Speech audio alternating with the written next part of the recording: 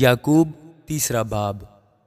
اے میرے بھائیو، تم میں سے بہت سے استاد نہ بنے، کیونکہ جانتے ہو کہ ہم جو استاد ہیں زیادہ سزا پائیں گے، اس لیے کہ ہم سب کے سب اکثر خطا کرتے ہیں۔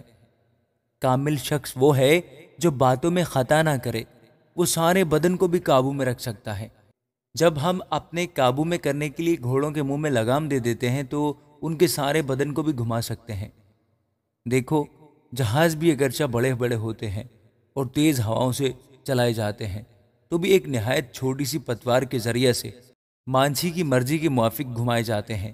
اس طرح زبان بھی ایک چھوٹا سا عضو ہے اور بڑی شیخی مارتی ہے۔ دیکھو، تھوڑی سی آگ سے کتنے بڑے جنگل میں آگ لگ جاتی ہے۔ زبان بھی ایک آگ ہے۔ زبان ہمارے اعضاء میں شرارت کا ایک عالم ہے اور ہمارے جسم کو داغ لگاتی ہے اور دائرہ دنیا کو آگ لگا دیتی ہے اور جہنم کی آگ سے جلتی رہتی ہے، کیونکہ ہر قسم کے چپائے اور پرندے اور کیڑے مکوڑے اور دریائی جانور تو انسان کے قابو میں آ سکتے ہیں اور آئے بھی ہیں، مگر زبان کو کوئی آدمی قابو میں نہیں کر سکتا۔ وہ ایک بلا ہے جو کبھی رکتی ہی نہیں، زہر قاتل سے بھری ہوئی ہے۔ اسی سے ہم خدا اور باپ کی حمد کرتے ہیں اور اسی سے آدمیوں کو جو خدا کی صورت پر پیدا ہوئے بد دعا دیتے ہیں۔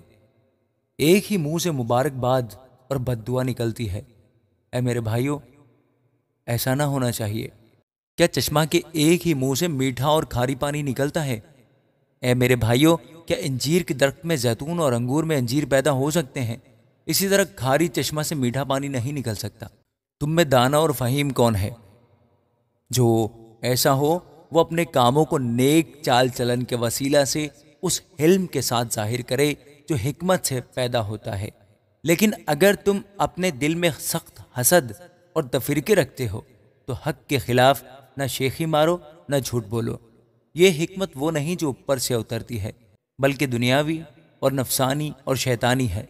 اس لیے کہ جہاں حسد اور تفرقہ ہوتا ہے وہاں فساد اور ہر طرح کا برا کام بھی ہوتا ہے، مگر جو حکمت اوپر سے آتی ہے اول تو وہ پاک ہوتی ہے، پھر ملنسار، حلیم اور تربیت پذیر، رحم اور اچھے پھلوں سے لدی ہوئی، بے طرفدار اور بے ریا ہوتی ہے، اور صلح کرانے والوں کے لیے راست بازی کا پھل صلح کے ساتھ بویا جاتا ہے۔